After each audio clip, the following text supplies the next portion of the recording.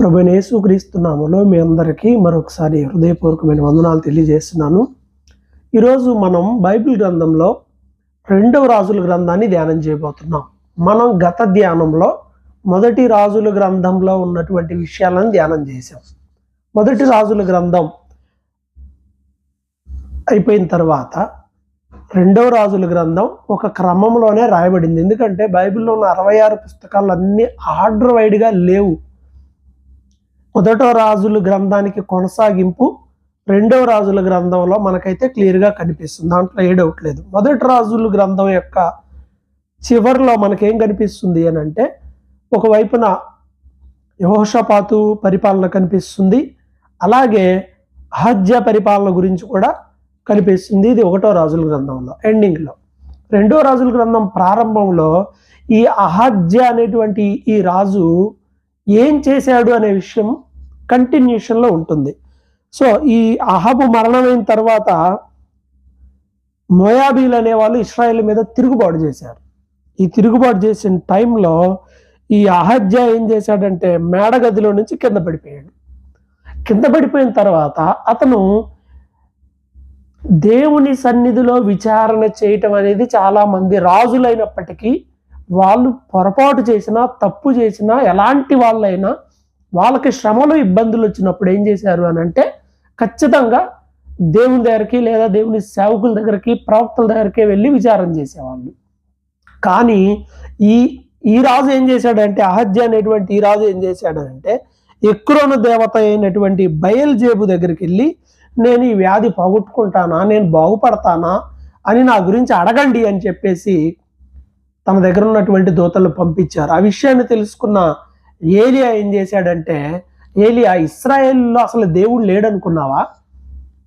మిమ్మల్ని రాజుగా చేసిన దేవుణ్ణి మీరు విడిచిపెట్టి అన్య దేవతలకి మీరు ఆశ్రయిస్తారా అని చెప్పేసి ఎవరైతే ఈ రాజు పంపించిన దూతలు ఉన్నారో వాళ్ళ దగ్గరికి వెళ్ళి చెప్తాడు కదా, నువ్వు ఎక్కిన మంచం దిగకుండా నువ్వు నిత్యముగా చేస్తావని చెప్పు, ఇది దేవుని మాట అని చెప్పని ఆ సైనికులకి, ఆ దూతలకి చెప్పి పంపిస్తాడు. వాళ్ళు మరలా తిరిగి రాజు దగ్గరికి వెళ్ళినప్పుడు చెప్తారు అన్నమాట, ఏంటి వెళ్ళారా మీరు? ఏం చెప్పాడు అంటే, అయ్యా లేదు, మధ్యలో ఒక ప్రవక్త మాకు చెప్పాడు. ఏం చెప్పాడంటే, నువ్వు మంచం మీద ఉన్నావు, ఇంక మంచం మీద నుంచి ఇక నువ్వు వచ్చేది లేదు, చనిపోతావు అని చెప్పారంటే, ఎవరు, ఎలా ఉంటాడు, ఇవన్నీ గుర్తులు తెలుసుకొని ఇతను ఖచ్చితంగా ఏలియానే అని చెప్పేసి ఆయన ఏం చేస్తాడంటే, వెంటనే ఒక 50 మందిని పంపించి మీరు వెళ్ళి ఏలియాని తీసుకొని రండి అంటాడు. వాళ్ళు వెళ్ళి రాజు రమ్మంటున్నారు రా అంట. దైవజనుడా రాజు రమ్మంటున్నాడు రా అంటే, నేను దైవజనుడిని అయితే ఆకాశం నుంచి అగ్ని వచ్చి మిమ్మల్ని దహించాలి అంటాడు. వాళ్ళు 50 మంది చనిపోతారు. మరలా రాజు ఇంకో 50 మందిని పంపిస్తారు, వాళ్ళు చనిపోతారు. అలా వెళ్ళిన 3వసారి వెళ్ళిన బ్యాచ్లో ఒకడు ఏం చేస్తాడంటే, వెళ్ళి మోకాళ్ళు వేసి, దైవజనుడా ఇదిగో గతంలో లాగా 50 మంది ప్రాణాలలాగా నాకు వద్దు, దయచేసి నన్ను అలా చేయకు, ఇదిగో ఇది విషయం అని చెప్పినప్పుడు, సరే వెళ్ళు అని చెప్పేసి అతన్ని రిటర్న్ పంపించేసేస్తాడు. అయితే రాజు దగ్గరకు వచ్చేస్తాడు. రాజు దగ్గరకు వచ్చిన తర్వాత సేమ్ ఇదే విషయం, నువ్వు ఇశ్రాయేల్లో దేవుడు లేడు అనుకొని అన్య దేవత దగ్గరకు విచారణ చేయడానికి పంపించేసావు కాబట్టి ఇదిగో నువ్వు చనిపోతావు దేవుని మాట ప్రకారం అని చెప్పగానే అన్నట్టుగానే అతడు చనిపోతాడు. అతని బదులు యెహోరాము రాజు అవుతాడు. ఇది 1వ అధ్యాయంలో ఉంటుంది. 2వ అధ్యాయంలో ఏలియా అగ్ని రథముల చేత దేవుని సన్నిధికి కొనిపోబడుతున్నటువంటి టైం, ఏలియా అగ్ని రథముల చేత కొనిపోబడుతున్న టైంలో ఎలీషాకి సమాచారం చెప్తాడు, ఇదిగో దేవుడు నన్ను పిలుస్తున్నాడు కాబట్టి నేను ఇలా వెళ్ళిపోతున్నాను అని చెప్పేసి చెప్తూ ఏం చెప్తాడంటే, ఈ టైంలో దేవుడు నన్ను బేతేలుకి వెళ్ళమంటున్నాడు, నువ్వు ఎక్కడే ఉండు అంటాడు ఎలీషాతో. ఇప్పుడు లేదయ్యా నేను కూడా బేతేలుకి వస్తాను అని చెప్పి వెళ్తాడు. ఆ తర్వాత దేవుడు, ఇదిగో నన్ను ఇక్కడ కాదు, నువ్వు ఇక్కడ నుంచి ఎరికోకి వెళ్ళమంటున్నాడు, నువ్వు ఇక్కడే ఉండు, లేదయ్యా నేను వచ్చేస్తాను, అందరు ఇదిగో ఏలియా వెళ్తున్నాడు కదా, పరలోకానికి వెళ్ళిపోతున్నాడు కదా అని చెప్పి అంటూ ఉన్నారు. ఇలాంటి టైంలో ఎలీషా ఎలా వదిలిపెడతాడు ఏలియాని? ఆ తర్వాత అతడు అంటాడు కదా, ఎరికో నుంచి యోర్దానికి వెళ్ళమని దేవుడు చెప్తున్నాడు అని. సర్లే అలా వెళ్తుంటే అందరు ఇదిగో ఏదైనా అడుగు, ఆయన వెళ్ళిపోతున్నాడు, ఏదైనా అడుగు అని. కానీ ఆయన ఏం అడగడు. అప్పుడు చివరిగా ఏలియానే ఎలీషాని అంటాడు, నేను వెళ్ళబోయేటప్పటికి నీకు ఇదిగో ఏమన్నా కావాలంటే చెప్పు, నేను చేయగలిగింది అంటే, నీ మీద ఉన్న ఆత్మలో నాకు 2 పాళ్ళు కావాలి. ఎలాంటి గొప్ప ఆత్మీయమైన మెట్టులో ఎలీషా ఉన్నాడో మనకి ఇక్కడ క్లియర్గా కనిపిస్తుంది. నీ మీద ఉన్న ఆత్మ 2 పాళ్ళు నాకు కావాలి అని, డబల్ స్పిరిట్, 2 అంతల ఆత్మ. చాలా కష్టమైంది అడిగావు అని చెప్పేసి అంటా ఉంటాడు. నిజంగా దేవుడు మనకి ఇలాంటి ఆప్షన్ ఇస్తే మనం ఏం కోరుకుంటామో. నేను ఈ మాట చదివినప్పుడు నీకేం కావాలి కోరుకో అన్నప్పుడు సొలొమోనుకు చెప్పిన మాట గుర్తొచ్చింది. దేవుడు అంటాడు నీకేం కావాలో కోరుకో అంటే ఆయన ఏం కోరుకున్నాడు? జ్ఞానాన్ని కోరుకున్నాడు. జ్ఞానవంతుడే కానీ చివరికి అజ్ఞానంలో వెళ్ళిపోయాడు. ఇక్కడ ఇతను మాత్రం 2 పాళ్ళ ఆత్మను కోరుకున్నాడు. సరే నేను వెళ్ళేటప్పుడు నీకు కనపడితే నీకు అది లభిస్తుంది అని చెప్పి ఆయన వెళ్తూ ఏం చేశాడంటే యోర్దాను దగ్గరకు వెళ్ళిపోయినప్పుడు ఆయన ఆ దుప్పటితో కొట్టినప్పుడు అది 2 పాయలు అవటం అనేది మనం చూస్తాం. అలా దాటి వెళ్ళిపోయారు. ఆ తర్వాత ఆయన ఇక దేవుని ఆత్మ చేత ఏలియా కొనిపోబడ్డాడు. ఆయన మరణము రుచి చూడకుండా దేవుని సన్నిధికి వెళ్ళిన వారిలో 2వ వాడిగా, అంటే మొదటిగా పాత నిబంధన గ్రంథంలో ఆదికాండంలో హానోక్ కనిపిస్తాడు. ఇక్కడ 2వదిగా ఏలియా అగ్ని రథములు వచ్చేసి ఆయన్ని సుడిగాలి చేత దేవుడు ఆయన్ని తీసుకుని వెళ్ళిపోతాడు. అప్పుడు చాలా బాధపడతాడు ఎలీషా. ఆ సందర్భం అంతా ఉంటుంది. ఆ దుప్పటి కింద పడుతుంది. ఆ దుప్పటి తీసుకొని ఏలియా దేవుడు ఎక్కడ అని చెప్పి మరలా యోర్దాను కొట్టినప్పుడు అది మరలా పాయలు చేయబడుతుంది. ఆల్రెడీ యెహోషువ కాలంలో ఒకసారి పాయలు చేయబడింది యోర్దాను నది. 2వది ఈ ఏలియా ద్వారా 2వసారి, 3వసారి ఎలీషా ద్వారా. ఇలా యోర్దాను నది 3 సార్లు పాయలు అవటం దాని చరిత్రలో మనం చూడవచ్చు.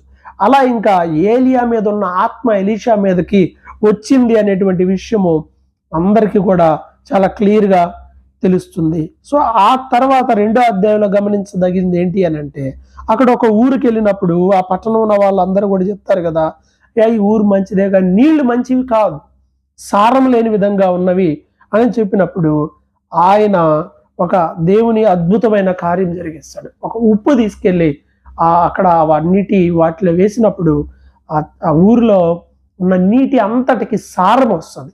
అప్పుడు దాకా సారం లేనటువంటి ఆ వాటర్కి సారం రావటం ఒక గొప్ప అద్భుతం ఆ ఊరిలో జరుగుతుంది. ఆ తర్వాత అక్కడ నుండి బేతేలుకి వెళ్ళినప్పుడు అక్కడ పిల్లలు కొంతమంది ఎగతాళి చేస్తారు, బోడివాడ బోడివాడ అని. అప్పుడు భయంకరమైన శాపము లేదా శిక్ష పిల్లలకు వస్తుంది. ఎప్పుడు దైవజనుల్ని ఎగతాళి చేయకూడదు. అలా దైవజనుల్ని ఎగతాళి చేసిన వాళ్ళు ఎవరు కూడా శాపాన్ని పొందకుండా లేరు. బైబిల్లో అయినా కానీ వ్యక్తిగత జీవితంలో అయినా జాగ్రత్తగా ఉండాలి ఆ విషయంలో. సో ఆ 42 మంది పిల్లల్ని అడవిలో నుంచి ఎలుగుబంట్లు వచ్చి చీల్చివేయడం మనం చూస్తాం. కర్మేలు పర్వతంలో ఇక ఎలీషా ఉంటాడు. ఆ టైంలో ఇది 2వ అధ్యాయంలో రాయబడింది. 3వ అధ్యాయంలో మనం చూస్తే అదే టైంలో మోయాబు రాజు తిరుగుబాటు చేస్తాడు. తిరుగుబాటు చేసినప్పుడు ఇశ్రాయేల్ రాజు ఏం చేస్తాడు అని అంటే పక్కన ఉన్న యోధా రాజుకు సమాచారం అందిస్తాడు, ఇద్దరం కలిసి వెళ్దాం రా అని చెప్పేసి. ఎందుకంటే వీళ్ళు ఆల్రెడీ ఒకరి మధ్య ఒకరికి వియ్యం ఉంది. అహాబుతో యెహోషాపాతు వియ్యం పొందాడు. ఇజ్రాయెల్ రాజ్యం యోధా రాజ్యం 2 విడివిడిగా ఉన్నాయి, పడవు. కానీ పిల్లనిచ్చినప్పుడు మరి వియ్యం ఉన్నప్పుడు వియ్యంకులు కదా, సరే ఎందుకు రాను నేను వస్తాను అని చెప్పి యెహోషాపాతు వెళ్ళటం అనేది మనం చూస్తాం. అయితే ఈ టైంలో యెహోషాపాతు మరలా అంటాడు, ఎవరి దగ్గరన్నా విచారణ చేద్దాం దేవుని జనుల దగ్గర, దైవజనుల దగ్గర అంటే అప్పుడు ఎలీషా వచ్చి ప్రవచిస్తాడు, ఇదిగో దేవుడు మీకు విజయాన్ని ఇస్తాడు అని చెప్పి. అక్కడ వాళ్ళు యుద్ధం చేయటం, ఆ యుద్ధం జరిగిన తీరు అవన్నీ కూడా ఆశ్చర్యంగా ఉంటాయి. చక్కగా దేవుడు ఎందుకో వాళ్ళకి మాత్రం విజయాన్ని ఇస్తాడు. ఇది దేవుని యొక్క చిత్తం అలాగా ఉంటుంది అనమాట. సో అలాగే 3వ అధ్యాయంలో వారికి విజయం రావటం అనేది మనం చూస్తాం. 4వ అధ్యాయంలో అద్భుతాలు కనిపిస్తాయి.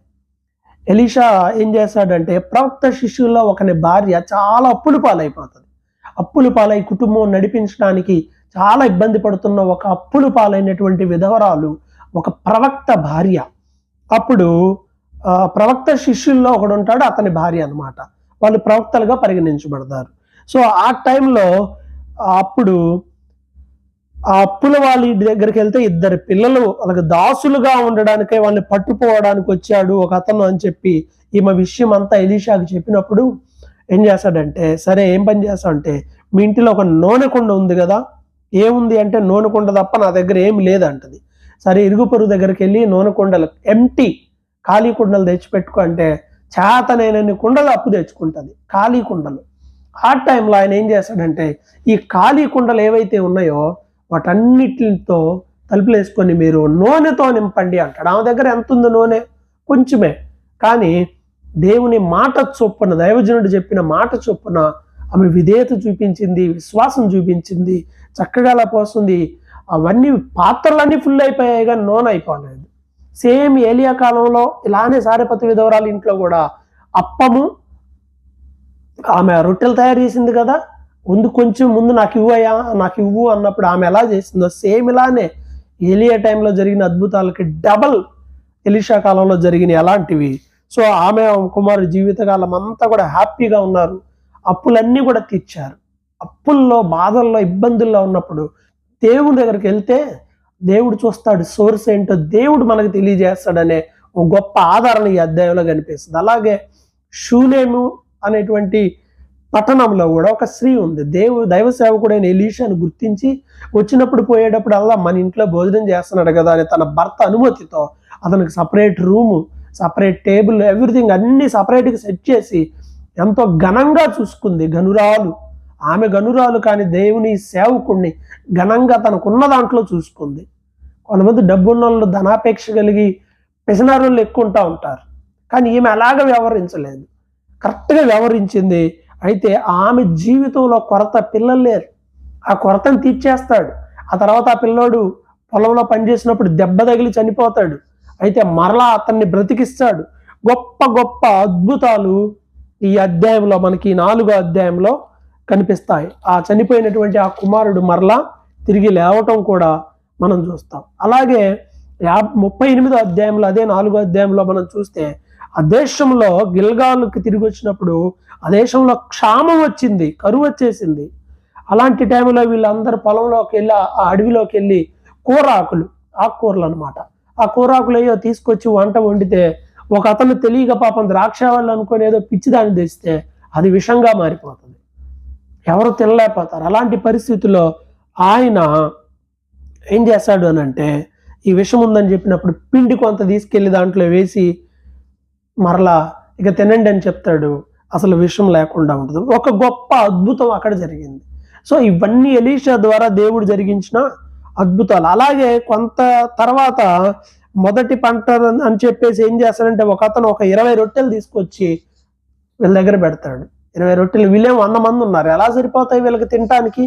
అలాంటి టైంలో విశ్వాసంతో ఆయన కూడా చెప్తాడు, మీరు కూర్చొని తినండి అని. ప్రభు 5 రొట్టెలు 2 చేపలు పంచినట్టుగానే మీరు తినండి అన్నప్పుడు 20 రొట్టెలు 100 మంది తినగా మిగిలిపోయింది. ఈ 4వ అధ్యాయంలో ఎలీషా ద్వారా జరిగించిన అద్భుతాలు రికార్డ్ చేయబడ్డాయి. ఆ తర్వాత 5వ అధ్యాయం 6వ అధ్యాయంలో మనకి ఏం కనిపిస్తున్నాయి అని అంటే 5వ అధ్యాయంలో అందరికి తెలిసిన వృత్తాంతం నయమాను, సిరియా పక్కన ఉన్న రాజ్యం సిరియా రాజ్యం. ఈ సిరియా రాజ్యంలో ఏం జరుగుతుందంటే ఇశ్రాయేల్ మీద దాడి చేసి వాళ్ళు కొంతమందిని చెరబట్టుకొని వెళ్తా ఒక చిన్న అమ్మాయిని కూడా తీసుకొని వెళ్ళిపోయి ఆ సిరియా సైన్యాధిపతి నయమాన్ ఇంట్లో పనిచేయడానికి పెట్టుకున్నాడు. ఇతను పరాక్రమశాలి కానీ కుష్ఠరోగి. ఇతని బాధ చూసిన అమ్మాయి అంటది కదా, ఇదిగో నా యజమానుడు ఇశ్రాయేలు దేశానికి వెళ్తే మా దేశంలో ప్రవక్త ఉన్నాడు, ఆయన దగ్గరికి వెళ్తే ఏదైనా బాగుపడతాడని చెప్పినప్పుడు ఈ విషయం అమ్మగారు కాస్త అయ్యగారికి చెప్పేసింది. ఈ నయమాన్ ఏం చేస్తాడు, పోయి రాజుకు చెప్తాడు. రాజు ఏం చేస్తాడు, ఇశ్రాయేల్ రాజుకి లెటర్ రాస్తాడు, ఇదిగో మా వాడు ఇట్లా బాధపడుతున్నాడు ఇది అని. ఆ లెటర్ చదివి రాజు వస్త్రాలు దించుకుంటాడు. ఇదేంటి, వాడి కుష్ఠరోగం వస్తే నేనేం చేసేది, నేనేమన్నా బతికించడాన్నా, చంపాలన్నా, వాడు రోగం పోవడానికి నేనేమన్నా దేవుణ్ణా, వాడి కుష్ఠరోగం నా దగ్గరకు పోతే ఎట్లా వస్తే ఎలా పోద్ది అని ఈ రాజు ఉత్తరం రాశాడు. యుద్ధం చేయడానికి ఇది ఒక కారణం వెతుకుతున్నాడు అని చెప్పి రాజు బాధపడతా ఉంటే ఆ విషయం ఎలీషాకు తెలియజేయబడినప్పుడు పంపించి అతన్ని ఇశ్రాయేల్లో దేవుడు ఉన్నాడని నిరూపిస్తాను అని చెప్పి నయమానుకి ఆహ్వానం పంపినప్పుడు ఎలీషా దగ్గరకు వస్తాడు. నయమాను మామూలుగా రాడు, చాలా పెద్ద స్థాయిలో బహుమానం తీసుకొని వచ్చి రథం దిగి అలా రాగానే వెళ్ళి యోర్దాను నదిలో 7 మార్లు మునగమంటాడు. ఇదేంటి, వచ్చి పట్టుకొని ఇలా నన్ను బాగు చేస్తాడు అనుకుంటే ఏదో మునగమంటే మా ఊరిలో నదులు లేవని కోపంతో వెళ్ళిపోతాడు. తన దగ్గర ఉన్న పనివాడు చెప్పిన మాట విని చివరికి 7 మార్లు మునిగి బాగుపడి మరలా ఎలీషా దగ్గరకు వచ్చి కానుక ఇవ్వబోతే నాకు అవసరం లేదయ్యా అని చెప్పి పంపిస్తాడు. నిజంగా చాలా నేర్చుకోవాల్సిన పాఠాలు వీటన్నిటిలో ఉంటాయి. నేను జస్ట్ బ్రీఫ్గా జరిగిన వృత్తాంతాలు చెప్తున్నాను, కానీ గొప్ప పాఠాలు ఈ గ్రంథంలో మన కోసం రాయబడ్డాయి. నేను అసలు ఏం తీసుకోనని చెప్పాడు. ఇప్పుడు ఎవరన్నా ఇస్తానంటే తీసుకోనని చెప్పే వాళ్ళు ఎవరు ఉంటారు చెప్పండి, సేవకులు. సో ఏం తీసుకోకుండా ఆయన వెళ్ళిపోతుంటే ఆ శిష్యుడు అక్కడ పనివాడు, ఎలీషా దగ్గర పనివాడు గెహజీ, ఇతను ప్రవక్త కాదు, పనివాడు. అరే ఇంత బహుమానాన్ని మన యజమానుడు వద్దనుకున్నాడని కొంచెం ముందుకు వెళ్ళిన తర్వాత గబగబా అయ్యా ఇప్పుడే ఒక 2 మనుషులు వచ్చారు, 2 జతలు ఇమ్మన్నాడు, కొంచెం వెండి ఇమ్మన్నాడు అని చెప్పి ఎలీషా పేరు మీద చెప్పి ఇది తీసుకుంటాడు. తీసుకొని లోపల పెట్టుకొని రాగానే ఎలీషా అంటాడు, నా మనసు నీతో రాలేదా, నువ్వు అబద్ధం ఆడుతున్నావు, ఇదిగో ఏ రోగాన్ని అయితే అతడు పోగొట్టుకున్నాడో ఆ రోగం నీకు మీ ఇంటికి సదాకాలం ఉంటుంది అని చెప్పాడు. శాపం వల్ల కుష్ఠరోగం తెచ్చుకున్నవాడుగా గెహజీ మారిపాడు. అతనికే కాదు, అతని సంతానం అంతటికి కూడా ఆ కుష్ఠు నీకు నీ సంతానానికి అని చెప్పింది. వెంటనే స్పాట్లో కుష్ఠరోగి అయిపోయి వెళ్ళిపోయాడు. చూడండి, కేవలం ధనాపేక్షతో తనకు తన వంశానికి శాశ్వత కాలపు రోగాన్ని తెచ్చుకున్నవాడుగా గెహజీ మనకు కనిపిస్తాడు. ఇది 5వ అధ్యాయంలో ఉంది. ఇక 6వ అధ్యాయంలో ప్రవక్త శిష్యులు వచ్చాయా, మరి మనం 100 మంది ఉన్నారు, వాళ్ళు మనకు స్థలం చాలట్లేదు, ఇంకొంచెం ప్లేస్ని మనం విశాలపరచుకోవాలి, కట్టెలు కొట్టుకొని ఆ పెద్ద పెద్ద మ్రానులు, ఇప్పుడు ఇస్రాయెల్ దేశంలో ఇటు యూరోప్ కంట్రీలో పెద్ద పెద్ద మానులు చెట్లు ఎంత స్ట్రైట్గా ఉంటాయంటే కనీసం ఒక 100 అడుగులకు కూడా అలానే ఏ వంక లేకుండా ఉండే మ్రానులు ఉన్నాయి ఇక్కడ. సో ఈ మ్రానులు కొట్టి మనం తెచ్చి మనం ప్లేస్ ఎక్స్టెండ్ చేసుకుందామంటే సర్లే పద అని చెప్పి వాళ్ళ కోరిక మేరకు ఆయన కూడా వస్తాడు. వాడు కొడుతుంటే గొడ్డలి ఊడి నదిలో పడిపోతుంది. అయ్యా నేను బయట అరువు తెచ్చాను గొడ్డలి అన్నప్పుడు, ఆయన కొమ్మ నరికి వేసినప్పుడు గొడ్డలి తేలి రావటం ఒక ఆశ్చర్యం అనేది ఇక్కడ ఈ అధ్యాయంలో మనకి కనిపిస్తుంది. అయితే ఈ సిరియా రాజు ఏం చేస్తాడంటే ఇస్రాయెల్తో యుద్ధం చేయాలని ప్లాన్ చేస్తూ ఉంటాడు. ఎప్పటికప్పుడు ఈ ప్లాన్ అంతా ఎలీషా ఇస్రాయెల్ రాజుకు చెప్తుంటాడు, ఇదిగో అతను ఇలా అనుకుంటున్నాడు. ఈ ఎలీషా అటు వెళ్తాడు ఇటు వెళ్తాడు. అందువల్ల అరే మన ప్లాన్లన్నీ ఎలా తెలుస్తున్నాయి అని చెప్పి సిరియా రాజు చాలా ఫీల్ అవుతాడు. అప్పుడు ఒకటి చెప్తాడు, ఎవరో ఎందుకు దైవజనుడు ఎక్కడికి వస్తున్నాడు కదా ఎలీషా, అతనే చెప్తున్నాడు అని చెప్తే సర్లే ఎలీషాని పట్టుకొని రండి అని చెప్పి అతను ఒక సైన్యాన్ని పంపిస్తాడు. ఇంకా వాళ్ళు సైన్యం రావటం చూసి ఎలీషా దగ్గర ఉన్న వాళ్ళందరూ భయపడిపోతారు. అయ్యా ఏంటి ఇలా జరుగుతుందో, వాళ్ళు వచ్చి మనల్ని పట్టుకెళ్తారంటే మన దగ్గర ఉన్న సైన్యం వాళ్ళ సైన్యం కన్నా పెద్ద సైన్యం అంటే ఎవరు కూడా నమ్మరు. అప్పుడు దేవుడు అతని కన్నులు తెరవ చేయమని ప్రార్థించినప్పుడు అగ్ని రథాలు ఎలా ఆయనకి కావలిగా ఉన్నాయో ఆ ప్రాంతం అంతటికి అతను చూస్తాడు. ఎవరు కూడా ఇంకా ఆయన్ని టచ్ చేయలేని పరిస్థితి అనమాట. సో ఆ రీతిగా వచ్చిన సైన్యం అంతా కూడా ఏం జరుగుతుంది అంటే వాళ్ళు అంధత్వం చేత అంటే వాళ్ళు గుడ్డి వాళ్ళు అయిపోతారు, కళ్ళు కనపడం. ఎలీషాని వాళ్ళ దగ్గర తీసుకెళ్లి షోమ్రోన్కి నడిపిస్తే వాళ్ళు షోమ్రోన్ అంటే ఇస్రాయేల్ సైన్యం ఉండే ప్లేస్, అది ఇస్రాయేల్ రాజధాని. అక్కడికి వెళ్ళిపోతే రాజు వాళ్ళని పట్టుకుంటాడు. కొట్టమంటావా అంటే వద్దు, భోజనం పెట్టి పంపించమంటాడు. దెబ్బకి తిరిగి వెనక్కి ఇంక యుద్ధానికి రారు అసలు. అలాంటి ఒక గొప్ప అద్భుతమైన సంఘటన ఆ టైంలో జరుగుతుంది. ఆ తర్వాత కొంతకాలానికి సిరియా రాజు అయిన బెన్హదదు ఏం చేస్తాడంటే సైన్యం సమకూర్చుకొని షోమ్రోన్ అంటే ఇస్రాయేలీల రాజధాని, దాన్ని బాగా ముట్టడి వేస్తాడు. ముట్టడి వేయటం అంటే ఏంటంటే లోపల నుంచి బయటికి, బయట నుంచి లోపలికి ఎవరు రాకుండా మొత్తం సరౌండ్ చేయటం అనమాట. మొత్తం ముట్టడి వేసినప్పుడు సహాయం కోసం ఏ స్థాయిలో కరువు వచ్చింది అంటే రాజుకు ఒక 2 స్త్రీలు వచ్చి చెప్తారు పంచాయతీ ఏంటంటే, అయ్యా మరి కరువు వచ్చింది, ఇబ్బంది ఉంది, మీ బిడ్డను తిందాం అనుకొని తిన్నాము, నెక్స్ట్ డే మీ అబ్బాయిని తిందాం అనుకున్నాం, కానీ ఇప్పుడు ఇయ్యట్లేదయ్యా తన బిడ్డని అని అంటే ఆ స్థాయిలో కరువు వచ్చింది. తమ పిల్లల్ని తామే వండుకొని తినేంత భయంకరమైన కరువు వచ్చింది. దీనికి కారణం రాజ్యం చేసినటువంటి పాపము. ఇలాంటి పరిస్థితుల్లో అసలు ఇదంతా జరగడానికి కారణం ఎవరు అని చెప్పేసి రాజు ఏం చేస్తాడనంటే ఎలీషా తల తీసుకొని రండి అని చెప్పి పంపిస్తాడు పెద్దల్ని. ఎలీషా తలని తీసుకొని రండి అని. సో ఈ రాజుకి తన మీద కోపం అలా వచ్చేసింది అనమాట, అదంతా ఎలీషా వాళ్ళే అని. అప్పుడు ఎలీషా చెప్తాడనమాట, నీవు ఈ దేశంలో ఉన్న కరువు పోవటం చూస్తావు, అంతా మంచి జరుగుద్ది, కరువు పోద్ది అని అంటే పక్కన ఒకడు ఉంటాడు, వాడు నమ్మకపోతే అప్పుడు అంటాడు దేవుడు ఆకాశపు కిటికీలు తెరిచి అందరిని పోషిస్తాడు కానీ నువ్వు చూడవు అంటాడు. అన్నట్టుగానే ఏం జరిగిద్దంటే ఒక అద్భుతం జరుగుతుంది. అదేంటి? దేవుడు రథాల శబ్దాన్ని వినిపించటం వల్ల ఈ సిరియా బెన్హదదు సైన్యం వెనక్కి వెళ్ళిపోతుంది. ఎక్కడ వదిలిపెట్టి వెళ్ళిపోతారు. అమ్మో ఇశ్రాయేలీలు వచ్చారనే భయంతో దేవుడి అద్భుతం యుద్ధం అది. ఎవరు లేడు, దేవుడే అలాంటి కార్యం జరిగించాడు. అన్ని వదిలిపెట్టి వెళ్ళిపోతే కుష్ఠరోగులు కొంతమంది ఉంటారు, నలుగురు. ఏడున్నా చస్తాం రా బాబు, అదేదో పోదాం పద అని ధైర్యం చేసి పోదాం, వాళ్ళు మనల్ని చంపితే చంపారు, లేకపోతే ఫుడ్ అని దొరికిద్దని సాహసం చేసి వాళ్ళ దేశంలో ఆ కట్టడి అట్లు మొత్తం ముట్టడి వేశారు కదా. వెళ్ళిపోయి సైన్యం దగ్గరికి వెళ్తే ఎవడూ లేడు. తిన్నంత తిని కావలసినంత బంగారం మొత్తం అన్ని దాచిపెట్టుకొని ఇక ఊర్లో వచ్చి చెప్తారు. కృతజ్ఞత కలిగిన వాళ్ళు కుష్ఠరోగులు. మనం బాగుంటే చాలు అనుకోవాలా. వచ్చి ఊర్లో అందరికయ్యా ఇదిగో సైన్యం వెళ్ళిపోయింది, కావాల్సినంత ఉంది మనకు అక్కడ, వస్త్రాలు ఇంకా వాళ్ళని మనం అసలు అన్నీ ఉన్నాయి అక్కడ, వాళ్ళ ఆభరణాలు అన్నీ అనగానే అప్పుడు రాజు సైన్యం వెళ్ళి అన్ని వాళ్ళ దగ్గర నుండి దోచుకొని యుద్ధంలో జయించటం అనేది మనకు కనిపిస్తుంది. ఈ క్రమంలో అంతా ఒక్కసారి వదిలేయగానే ఆ రాజు ఎంట్రన్స్ ద్వారం దగ్గర ఉన్న వాళ్ళందరూ హఠాత్తుగా రావటం వల్ల ఎవడైతే ఎలీషా మాటలు నమ్మలేదో వాడు చచ్చిపోతాడు. అందరూ కలిసి తొక్కుతారు అండి. అక్కడ ఏమవుద్దంటే తొక్కిసలాట జరిగింది. ఆ తొక్కిసలాటలో వాడు నమ్మనోడు ఎవడైతే ఉన్నాడో వాడే చనిపోతాడు. ఇలాగా దేవుడు ఆశ్చర్యమైన కార్యం జరిగిస్తాడు. ఆ తర్వాత రాజు అనుకుంటాడు ఓకే అని. సో 8వ అధ్యాయంలో షూనేమీరాలను పిలిచి ఎలీషా చెప్తాడమ్మా కరువు రాబోతుంది అని చెప్పినప్పుడు ఆ దేవుని మాట చొప్పున 7 సంవత్సరాలు కరువు వస్తుంది. కాబట్టి ఈ కరువు కాలంలో ఆమె పోషించబడటానికి ఆమె ఫిలిస్తీన్ దేశానికి వెళ్తుంది. కరువు అయిపోయిన తర్వాత తిరిగి వస్తుంది.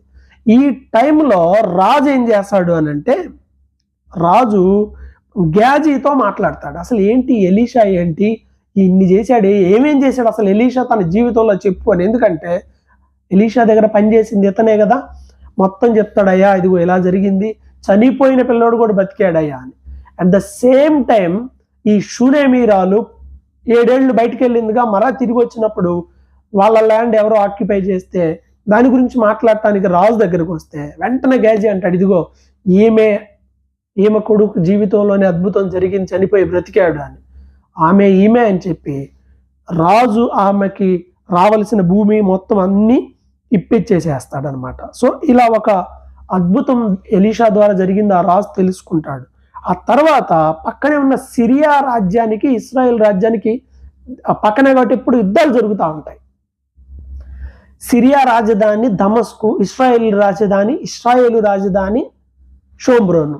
సో సిరియా రాజు ఏం చేస్తాడంటే బెన్హదదు రోగిష్టే అయిపోతాడు. అతను రోగిష్ట అయినప్పుడు అప్పుడు ఎలీషా అక్కడికి వస్తాడు. ఎలీషా వచ్చినప్పుడు ఏం జరుగుతుందంటే హజాయేలుని పిలిచి ఈ బెన్హదదు దగ్గర ఉండే సైన్యాధిపతి హజాయేలు ఇదిగో ప్రవక్త అయిన ఎలీషా దగ్గరికి వెళ్ళి కానుక పంపించు, నా గురించి విచారణ చెయ్యి అని చెప్పినప్పుడు అప్పుడు కానుకలు ఎంత కానుకలో తెలుసా, 40 ఒంటెలు మోసే అంత కానుక తీసుకెళ్తాడు ఎలీషా దగ్గరకి. మరి రాజులంటే సామాన్యమా? అంత తీసుకొని వెళ్ళి నేను బాగుపడుతున్నా లేదా అని చెప్పేసి వెళ్ళినప్పుడు సరే నీకు స్వస్థత కలిగిద్ది, నువ్వు బాగుపడతావు కానీ చనిపోతావని అతని గురించి చెప్పి హజాయేల్ని చూసి ఏడుస్తాడు ఎలీషా, కన్నీళ్లు గారుస్తాడు. అప్పుడు హజాయేల్ అంటాడు ఎందుకు కన్నీళ్లు గారుస్తున్నావు అంటే, రాబోయే రోజుల్లో హజాయేల్ అనే నీవు ఇశ్రాయేలీలకు చేయబోయే కీడు చూసి నేను కన్నీళ్లు గారుస్తున్నాను. గర్భిణీ స్త్రీల కడుపులు చీలుస్తావు నువ్వు, యవనస్తులను చంపేస్తావు నువ్వు, ఇశ్రాయేలు రాజ్యాన్ని సర్వనాశనం చేస్తావు నువ్వు.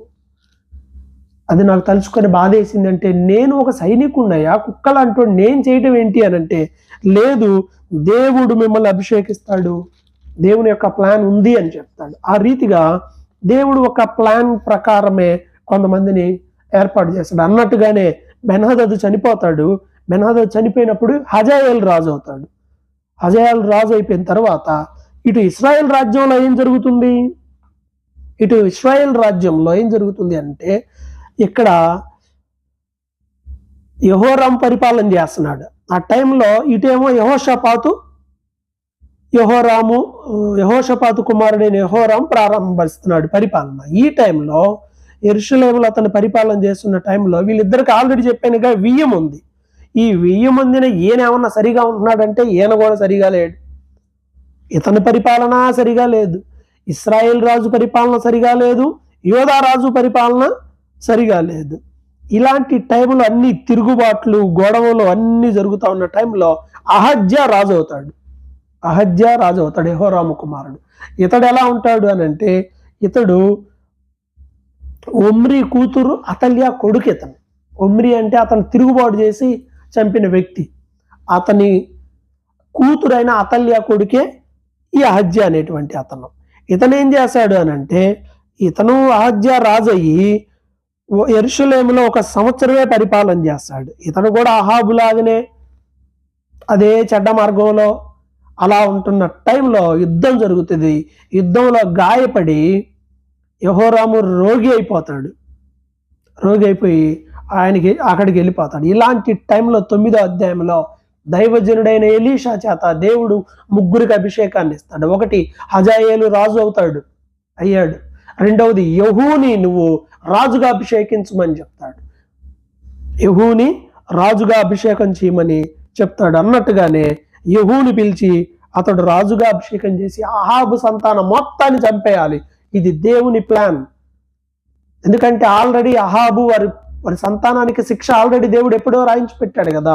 అదంతా నీ ఆధ్వర్యంలో నెరవేరాలనగానే యెహూ ఏం చేస్తాడంటే అంతా వెళ్ళిపోయి ఆ రాజును చంపేస్తాడు. యెజుబేలు ఉంటుంది అక్కడ, యెజుబేలుని కూడా చంపేసేస్తాడు. ఈ రీతిగా దేవుని యొక్క దాసుడు చెప్పినటువంటి రీతిగానే ప్రవక్త యొక్క ప్రవచనాలకు మేరకు అహాబు సంతానం మొత్తం, యెజుబేలు చనిపోతాడు, యెహోరాము చనిపోతాడు, అహజ్యా కూడా మొత్తం అందరూ చనిపోతారు. అసలు ఎవరు ఉండరు. 10వ అధ్యాయంలో అహాబు సంతానం ఒక 70 మంది ఉంటే ఆ 70 మంది కూడా చనిపోతారు. రాజకుమారులు వాళ్ళు చనిపోతారు. బయలుదేవతలకు ఎవరైతే బలి అర్పించారో యాజకులు వాళ్ళని చంపేసేస్తాడు. హజాయేలు చంపేస్తాడు కొంతమందిని. ఇలా ఈ రీతిగా ఇశ్రాయేలు దేశంలో దేవుని వాక్యానికి విరోధంగా ఎవడైతే ఉన్నాడో మొత్తం యెహూ కాలంలో చంపబడతారు. అయితే బయలు పూజారులు అందరినీ పిలిపించి కపటంగా వాళ్ళని చంపేస్తాడు. అదంతా మీరు చదవాలి. ఆ స్టోరీ అంతా యెహూ చాలా వరకు దేవుని యొక్క ప్రవక్తల ప్రవచనాలు నెరవేర్చబడేటట్టుగా చేస్తాడు. అయితే బంగారు దూడలను పెట్టుకున్నాడు యెరోబాము. వాటిని మాత్రం అనుసరించటం మానలా, అలానే నడుస్తా ఉన్నాడు. దీన్ని బట్టి దేవుడు ఏం చేస్తాడంటే, నువ్వు నా మాటకి అనుకూలంగా జీవించావంటే ఒక 4 తరాలు నీ పిల్లలు రాజులుగా ఉంటారు అని చెప్తాడు.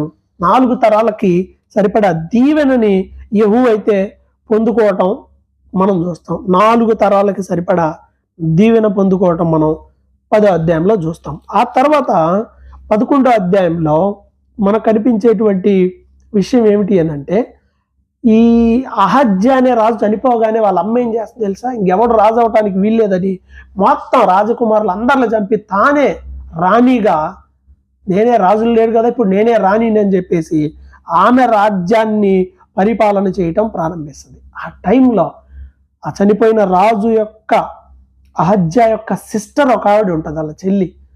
ఆమె వాళ్ళ పిల్లోడిని జాగ్రత్త మందిరంలో దాచిపెడుతుంది. 6 సంవత్సరాల పాటు ఆ మందిరంలో ఆ పిల్లోడిని దాచిపెడితే అప్పుడు యాజకుడైన యెహోయాదా ఏం చేస్తాడంటే 6 ఏళ్ళు అయిపోయిన తర్వాత 7వ సంవత్సరంలో ఆ పిల్లోడిని బయటికి తీసుకొచ్చి రాణిని చంపడానికి అక్కడ ఉన్న సైన్యాన్ని అంతటికి చెప్పి యాజకుడు రాజుగా అతన్ని ప్రతిష్ఠించి ఆమెని అతల్య అనేటువంటి దుర్మార్గురాలైనటువంటి తల్లి తన పిల్లల్నే చంపేసిన దుర్మార్గురాలు సింహాసనం కోసం ఆమెని చంపేయించి అతన్ని రాజుగా చేస్తుంది.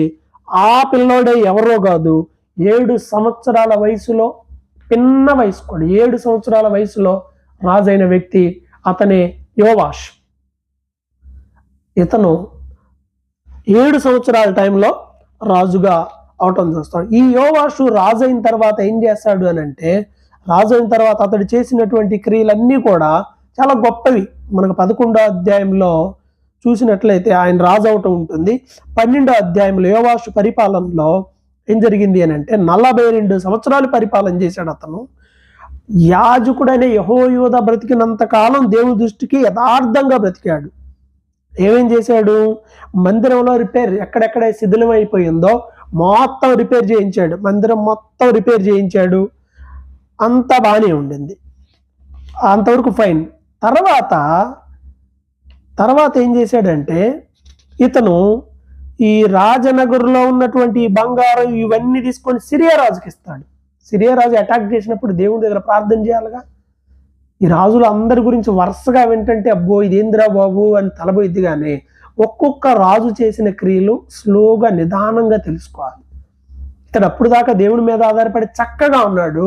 సిరియా రాజు అయిన హజాయేలు దాడి చేయగానే దేవుని వైపు చూడకుండా ఏం చేస్తాడంటే ఆ మందిరంలో ఉన్న ఆ బంగారం అవి ప్రతిష్ఠించిన అన్ని తీసుకొని వెళ్ళి ఆ బంగారం అంతా ఆయనకి ఇచ్చి, నేను నెల నెల నీకు ఎందుకు అప్పం కడతాను, నా జోలు రావద్దయ్యా అని చెప్పి యోవాషు సరెండర్ అయిపోవటం ఎండింగ్లో చూస్తాం.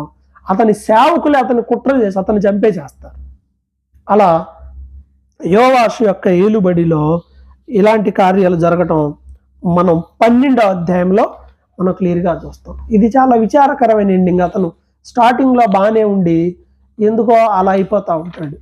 తర్వాత 13వ అధ్యాయంలో చూస్తే మరోవైపు ఇశ్రాయేల్ రాజు అయిన యెహూ ఉన్నాడుగా, అతను చనిపోయిన తర్వాత అతని కుమారుడు యెహోయాహాజు, ఇతను 15 సంవత్సరాలు ఉంటాడు. అతను కూడా యెరోబాము మార్గంలో నడుస్తాడు. ఎవడు వీళ్ళందరికీ దుష్టత్వానికి బ్రాండ్గా యెరోబాము ఉన్నాడు. యెరోబాము పెట్టిన ఆ దూడలను అనుసరించటం, ఆ ఉన్నత స్థలాలు, ఆ అన్యాచారాలు, ఇదే మార్గంలో నడిస్తే ఈ హజాయేలు బెన్హదద్ అనే ఈ చేతిలో ఇతను ఓడిపోతాడు. యుద్ధం వస్తుంది. అలా యుద్ధం వచ్చినప్పుడు వెంటనే ప్రార్థన చేస్తాడండి. విచిత్రంగా యెహోయాహాజు ప్రార్థన చేస్తాడు, దేవుడు కనికరం చూపిస్తాడు. ఆశ్చర్యం వేస్తూ ఉంటుంది. ఇంత యుద్ధం జరుగుతున్నప్పుడు ఇంత దుర్మార్గుడు కదా, ఇతడు ప్రార్థన చేయటం వల్ల సిరియా రాజు చాలా బాధపడతాడు ఇతన్ని. కానీ ప్రార్థన చేసినప్పుడు చక్కగా మరలా రికవర్ అయ్యి యెహోయాహాజు చక్కగా పరిపాలన చేయటం మనం చూస్తాం. తరువాత ఏం జరుగుద్ది అని అంటే ఆ తర్వాత యెహోయాషు పరిపాలనలోకి వస్తాడు. ఈతని టైంలో మరణం, ఎవరు ఎలీషా మరణించటం మనం చూస్తాం. ఎలీషాకు మరణకరమైన రోగం వస్తుంది. ఆ తర్వాత ఆయన బాధపడతాడు, చాలా బాధపడతాడు. రాజు చాలా బాధపడతాడు. యెహోయాషు అప్పుడు రాజు చాలా అంటే చాలా బాధపడతాడు. యెహోయాహాజు చాలా బాధపడతాడు. ఆ తర్వాత ఆయన్ని పాతిపెట్టిన తర్వాత 1 సంవత్సరం అయిన తర్వాత మోయాబు సైన్యం దేశం మీదకి వచ్చినప్పుడు ఒక శవాన్ని పాతి పెడతంటే ఎలీషా ఎముక తగిలి ఒక అతను చనిపోయిన వ్యక్తి కూడా బాగుపడటం అనేది మనం చూస్తూ ఉంటాం. ఇలాగ యెహోయాహాజు కాలంలో సిరియా వాళ్ళు ఇశ్రాయేలుని చాలా బాధ పెట్టారు, కానీ దేవుడు ఎంతో కృప కలిగిన వాడు కాబట్టి జ్ఞాపకం చేసుకొని వాళ్ళని ఆశీర్వదించాడు. ఇశ్రాయేలు లేకపోతే ఇశ్రాయేలీలు చాలా భయంకరమైన శిక్షణ పొందుకునేవాళ్ళు. 14వ అధ్యాయంలో మనకి ఇశ్రాయేలు రాజు అయినటువంటి యెహోయాజు కుమారుడైన యెహోయాషు ఏలుబడిలో యోధా దేశంలో యోవాషు బదులుగా అతని కుమారుడు అమజ్యా అనేటువంటి వ్యక్తి రాజు అవుతాడు. ఈ అమజ్యా అనే వ్యక్తి యోధా రాజ్యం అనమాట. కొద్దో గొప్ప దావీదులాగా, దావీదంత కాదు కానీ కొద్దో గొప్ప దావీదులాగా చేస్తాడు. ఇశ్రాయేల్ రాజుతో యుద్ధం చేసి ఓడిపోతాడు. ఇశ్రాయేల్ రాజుతో ఎందుకు యుద్ధం చేశాడో ఏదైనా చెప్పట్లా. కొంతమందికి సింహాసనం మీదకి వచ్చిన తర్వాత పిచ్చి పిచ్చి పనులు అన్నీ చేస్తూ ఉంటారు. చక్కగా తన రాజ్యం తాను చూసుకోకుండా ఇశ్రాయేల్ రాజులతో గొడవ పెట్టుకుంటాడు. ఇశ్రాయేల్ రాజుతో గొడవ అయ్యి దాన్ని ఓడిపోతాడు. సొంత ప్రజలే ఈ రాజును ఏం చేస్తారంటే చంపేస్తారు, కుట్ర చేసి చంపేస్తారు. అప్పుడు అతని కుమారుడు అజర్యా అనేటువంటి వ్యక్తి రాజు అవుతాడు. ఈ అధ్యాయంలో మనకు 14వ అధ్యాయంలో 25వ వచనంలో ఒక మంచి గుర్తింపదగిన విషయం ఒకటి ఉంది. అదేంటంటే యోనా అనే ఒక ప్రవక్త ఇతని కాలంలో ఉన్నాడు. అక్కడ 25లో మనకు ఉంటుంది. యోనా ప్రవక్త ద్వారా దేవుడు చెప్పినవన్నీ జరిగినాయి అనే మాట అక్కడ మనకు కనిపిస్తుంది. కాబట్టి యోనా ఎక్కడి వాడు అని అంటే ఈ టైంలో వాడు. ఈ విషయాన్ని మనం గుర్తుపెట్టుకోవాలి. సో అతని తర్వాత అమజ్యా తర్వాత అజర్యా అనేటువంటి వ్యక్తి రాజు అవటం చూస్తాం. 15వ అధ్యాయంలో మనకు అజర్యా అనే రాజు పరిపాలన కనిపిస్తుంది. ఈ అజర్యా 16 సంవత్సరాల వయసులో రాజయ్యి 52 సంవత్సరాలు ఇశ్రాయేల్ దేశంలో టాప్ ఇతనే. ఇంకా అజర్యా అనే వ్యక్తి 52 సంవత్సరాలు పరిపాలన చేస్తాడు. అయితే ఇతను యెరూషలేములో 52 ఏళ్ళు వెళ్తాడు. దేవుని దృష్టి నీతిగానే ప్రవర్తించాడు, కానీ ఉన్నత స్థలాలను కొట్టివేయలేదు. కానీ సంహవ్ ఎందుకో అతనికి శాపం వచ్చింది. దేవుడు అతన్ని మొత్తినందున కుష్ఠరోగి అయిపోయాడు. ప్రారంభంలో లేదు, దేవుని శాపం, దేవుని కోపం వల్ల ఇతడు కుష్ఠరోగి అయిపోయి చనిపోయే వరకు స్పెషల్గా నగరంలోనే ఉన్నాడు. స్పెషల్గానే పాతి పెట్టబడ్డాడు.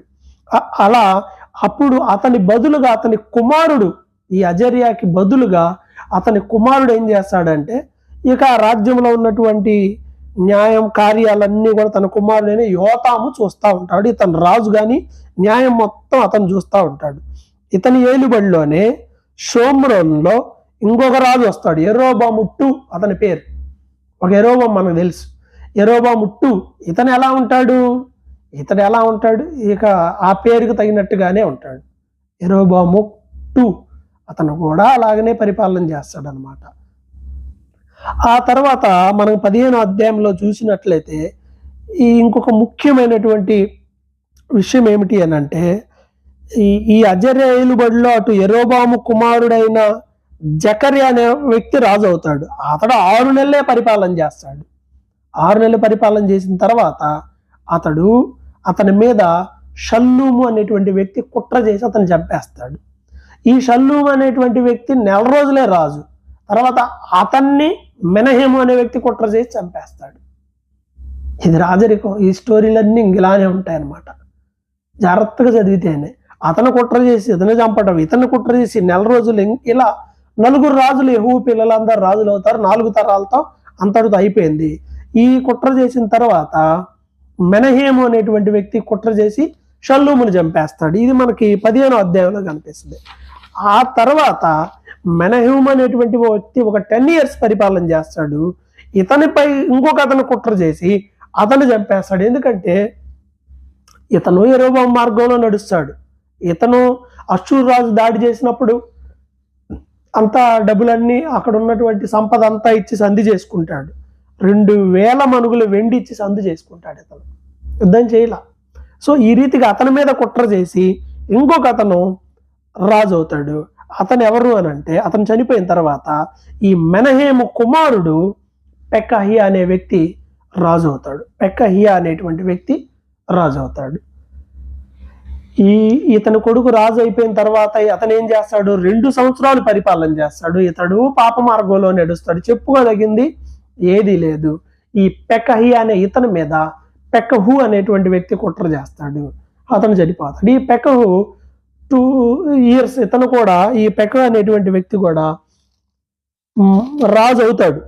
ఇతను రాజు అయ్యి ఎంతకాలం పరిపాలన చేశాడు? సరే, వీళ్ళందరూ ఎంత చేస్తున్నారు కదా, వీళ్ళంతా రాజ్యంకి వచ్చాడు కదా, ఇతను ఎంతకాలం చేశాడు అని అంటే, ఇతడు 27 సంవత్సరాలు వాడైపోయి యెరూషలేములో 16 సంవత్సరాలు పరిపాలన చేస్తాడు. ఉజ్జియా కుమారుడైన యోతాం, ఇటువైపు యోతాం పరిపాలన, ఇటువైపు పెకహు పరిపాలన.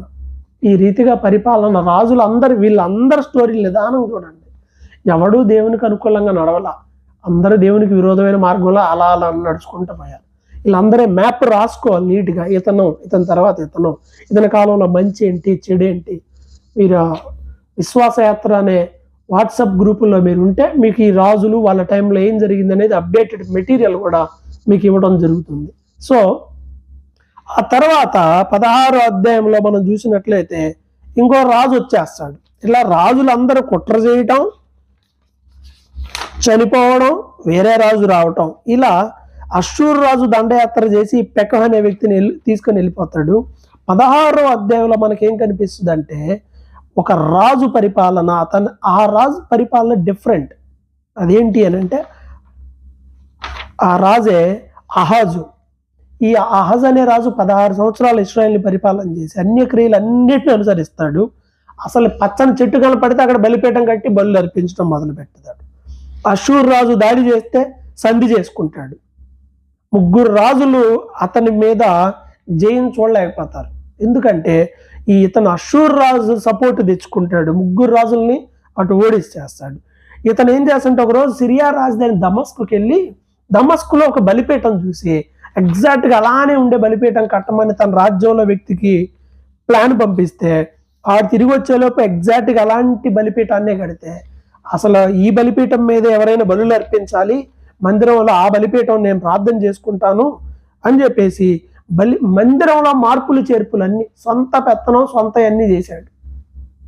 దేవునికై చాలా వ్యతిరేకంగా కనిపించడం మనకు ఆ అధ్యాయంలో కనిపించి, అసలు మందిరంలో ఓ బలిపీఠం పక్కన తీసేసాడు, చాలా మార్పులు చేస్తాడు సొలొమోను కట్టిన యెరూషలేము మందిరంలో. ఆ తర్వాత 17వ అధ్యాయంలో ఇశ్రాయేలు దేశంలో కనిపిస్తున్న విషయం కనిపిస్తుంది. హోషేయ అనే వ్యక్తి షోమ్రోనికి రాజుగా వస్తాడు. తన పితరులతో పోలిస్తే ఇతడు కొంతవరకు పర్వాలేదు, కానీ యెరోబాము పాపం యథావిధిగా చేస్తూనే ఉన్నాడు. అషూర్ రాజు దాడి చేస్తే అతనికి పన్ను కట్టేవాడైపోయాడు. ఈ టైంలో ఐగుప్తు వెళ్తాడు. ఐగుప్తులో ఒక రాజు ఉంటాడు, అతని పేరు సో. ఒకే అక్షరం కలిగిన ఐగుప్తు రాజు. బైబిల్ మొత్తంలో ఒకే అక్షరం పేరు కలిగిన రాజు సో. ఈ సో అనే రాజు దగ్గరికి వెళ్ళి అషూరీయులతో నేను యుద్ధం చేస్తా, నాకు సపోర్ట్ చేస్తావా అని వాళ్ళతో రాయబారం పెట్టుకుంటాడు. అప్పుడు అషూరీయులు, అరే నువ్వు మాతో సంధిలో ఉన్నట్టుండి అటు వెళ్ళి ప్లాన్ చేస్తావు అని చెప్పి దాడి చేసి సంఖ్యలతో బంధించి తీసుకొని వెళ్ళిపోతాడు. ఎందుకంటే వీడు బలిపీఠం మీద దానుబలి అర్పించడం మొదలు పెట్టాడు. ఈ రాజు పచ్చని ప్రతి చెట్టు కింద అర్పణలు పెట్టాడు. అన్యాచారాలు, అన్యజనుల ఆచారాలు, ప్రవక్తలు ఎంతో మంది చెప్పినా వినకపోవటము. అంత మాత్రమే కాకుండా ఆ ఇశ్రాయేలీలో అన్ని అన్యాచారాలతో దేవునికి తీవ్రమైన కోపం విసుగొచ్చేలా చేశాడు ఈ రాజు.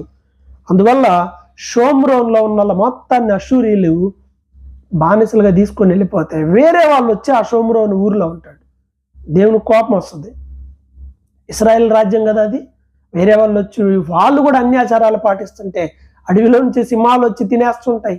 ఇదేంట్రా బాబు, సింహాలు ఎప్పుడు లేనిది సింహాలు వచ్చి రాజ్యం మీద ఎలా చేస్తున్నాయంటే, అప్పుడయ్యా అది దేవుని మర్యాద కలిగిన ప్రాంతం, అది ఎలా పడితే అలా ఉంటే అక్కడ దేవుడు నచ్చడని చెప్తే రాజు ఆలోచన చేసి అషూర్ రాజు, సరే ఆ యాజకులు పిలిపించి ఆ ఊర్లో ఉండే వాళ్ళు ఎలా ఉండాలో చెప్పండి అంటే, అయ్యా ఇశ్రాయేలీలు ఇలా ఉండేవాళ్ళు, ఇలా ఉండాలని చెప్తే వాళ్ళు దేవుడు అంటే భయం కలిగి వాళ్ళ ఆరాధన వాళ్ళు చేసుకున్నారు. చివరికి వాళ్ళ మీదకి ఆ సింహాలు రావటం అనేది మానిపోవటం అనేది మనకి 17వ అధ్యాయంలో కనిపిస్తుంది. ఇక 18వ అధ్యాయంలోనికి మనం వెళ్ళిపోతాం. 18వ అధ్యాయం. ఈ 18వ అధ్యాయంలో హిజ్కియా పరిపాలన మనకి కనిపిస్తుంది. హిజ్కియా 29 సంవత్సరాలు దావీదులాగా మంచి పరిపాలన చేస్తాడు. ఇతని కాలంలోనే షోమ్రోను పట్టబడి 3 సంవత్సరాలు ముట్టడి చేసి దాన్ని పట్టుకుంటారు. అషూరు రాజు సన్హెరీబు దాడి చేసి హిజ్కియాతో ఏం చేస్తాడంటే, ఇదిగో నేను పక్కనున్న పట్టణాన్ని కూడా పట్టుకున్నా, మీ పట్టణాలను కూడా పట్టుకుంటాను అని చెప్పి హిజ్కియాకి తీవ్రమైన వార్నింగ్ ఇస్తాడు. చాలా భయంకరమైన వార్నింగ్, అది మనం చదవచ్చు. మీ ప్రజల మీ మలం మీకు తినిపిస్తా, మీ మూత్రం మీ చేత తాగిస్తా అనంటే అప్పుడు ఇదంతా దేవుని సన్నిధిలోకి వెళ్ళి ప్రార్థన చేసినప్పుడు 19వ అధ్యాయంలో యెషయా ప్రవక్త ఈ కాలంలో వాడే, హిజ్కియా కాలంలో యెషయా వచ్చి నువ్వు భయపడొద్దు, దేవుడు తోడుగా ఉంటాడని దేవుని మాట చెప్పడం. దేవుని దూత వచ్చి 185,000 మందిని ఆ రాత్రి ఆ శత్రు సైన్యాన్ని చంపడం. అషూర్ రాజు అతని సేవకులే అషూర్ రాజుని చంపేస్తారు.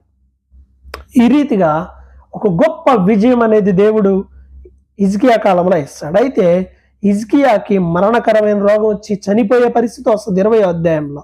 అతను మరలా ప్రార్థన చేసుకుంటే దేవుడు అతనికి 15 సంవత్సరాల ఆయుష్ ఇవ్వడం మనకి ఈ అధ్యాయంలో కనిపిస్తుంది. అయితే హిజ్కియా రాజును పరామర్శించడానికి బబులోను రాజు వస్తాడు. అప్పుడు ఈ బబులోను రాజు వస్తే ఏం చేస్తాడు, మొత్తం చూపిస్తాడు, ఇదిగో మా దేశంలో మా సంపద ఎంత, మా సైన్యం ఎంత, అది ఇదని. అప్పుడు ప్రవక్త చెప్తాడు యెషయా, ఏం చూపించావు అనంటే, మొత్తం చూపించానయ్యా. మొత్తం చూపించావా, వాడు వచ్చి మొత్తం తీసుకెళ్ళిపోతాడు లేవు రానున్న కాలంలో అంటాడు. శత్రువులకు ఎవరన్నా అవన్నీ చూపిస్తారా? నీ పిల్లల కాలంలో రాజ్యం వెళ్ళిపోద్దంటే నా కాలంలో బాగానే ఉంటుంది కదా అని సాటిస్ఫై అవుతాడు. కానీ తన పిల్లల కాలంలో జరగబోతున్న నాశనం గురించి ఇక హిజ్కియా ఆలోచన చేయని వాడిగా ఉంటాడు. హిజ్కియాకి ఓ భయంకరమైన దుర్మార్గుడు పుట్టాడు. అతని పేరే మనష్షే. 21వ అధ్యాయంలో ఉంటుంది. ఇశ్రాయేలీలు ఇంతమంది పాలన చేశారు కానీ మనష్షే లాంటి దుర్మార్గుడు అసలు ఎవడు లేడు. ఈ మనష్షే ఎంత దుర్మార్గుడు అంటే అసలు అతను చేసిన కార్యాల వల్ల దేవునికి అసహ్యం వేసింది. అతను రాజు అయ్యాక ఏం చేశాడో 21వ అధ్యాయంలో ఉంటుంది. 12 సంవత్సరాల వయసులోని రాజు అవుతాడు. 55 సంవత్సరాలు రాజుగా చేశాడు ఈ దుర్మార్గుడు. 55 ఏళ్ళు. చెడు ప్రవర్తన, అన్యాచారాలు, బయలుదేవతలకు బలిపీఠం కట్టి బయలర్పించడం, ఆకాశ సమూహాలకి, సూర్యచంద్ర నక్షత్రాలకి పూజలు, మందిరంలోనే బలిపీఠం కడతాడు, మందిరంలో విగ్రహాలు నిలబెడతాడు, అగ్నిగుండం దాటించడం, పిల్లల్ని జ్యోతిష్యం శకునం చెప్పించుకోవడం, సోది చెప్పించుకోవడం, కర్ణపిశాచి కలిగిన వాళ్ళు ఉంటాం. అసలు అషేరా దేవత ప్రతిమను మందిరంలో పెడతాడు. ఇవన్నీ చూసి దేవుడు ప్రవక్త ద్వారా చెప్తాడు కదా, 2 చెవులు గింగురుమనే అంత కీడు రాబోతుంది భవిష్యత్తులో మీరు చేస్తున్న పాపానికి అని చెప్పి ఆ మాటలు విని ప్రార్థన చేస్తాడు క్షమించమని. దేవుడు ఎంత ప్రేమ కలిగిన వాడు అంటే మనష్షే కన్నీళ్లు రాల్చడం చూసి, సరే నీ కాలంలో ఇది జరగదులే అని చెప్పి ఆ శాపమును రాకుండా చేస్తాడు. అలా దేవుడు అతని ప్రార్థన ఆలకిస్తాడండి. ఆ తర్వాత కొంతకాలానికి ఏం జరుగుతుంది అని అంటే అతను చనిపోతాడు. అతను చనిపోయిన తర్వాత అతని బదులుగా అతని కుమారుడు అమ్మోను అనేటువంటి వ్యక్తి రాజు అవుతాడు. ఆమోను అనే వ్యక్తి రాజు అవుతాడు. ఈ ఆమోను ఇతను ఏం చేశాడు? ఇతను కూడా 22 సంవత్సరాలు పరిపాలన చేశాడు. ఈ ఆమోను కూడా అతను చెడు మార్గంలోనే నడవటం వల్ల అతని దగ్గర పనిచేసే సేవకులే అతని మీద కుట్ర చేసి అతన్ని చంపడం వల్ల అతడు మరణం అయిపోతాడు. ఆ తర్వాత ఒక వ్యక్తి రాజు అవుతాడు. యోషియా ఏలం ఆరంభించినప్పుడు అతని కుమారుడు అనమాట యోషియా. ఎవరికి? ఈ ఆమోను కుమారుడు యోషియా. ఇతను ఏలన ఆరంభించినప్పుడు 8 సంవత్సరాలు 31 సంవత్సరాలు పరిపాలన చేస్తాడు. దేవుని దృష్టికి యథార్థంగా దావీదులాగా నడుచుకున్నాడని రాయబడింది. ఎవరి గురించి అంటే యోషియా గురించి. ఈ యోషియా కాలంలోనే చాలా గొప్ప కార్యాలు జరుగుతాయి. అతడు మందిరం శిథిలమైపోయి ఉంటే దాన్ని బాగు చేస్తాడు. మందిరంలో ధర్మశాస్త్రం కనిపిస్తుంది బాగు చేస్తుంటే అది విని వస్త్రాలు చించుకొని ప్రార్థన చేస్తాడు. దేశమంతా అందరూ కలిసి గొప్ప ప్రార్థన చేస్తారు. ఇతని టైంలోనే హుల్దా అనే ఒక ప్రవక్తి లేడీ, ఆమె ద్వారా దేవుడు మాట్లాడతాడు.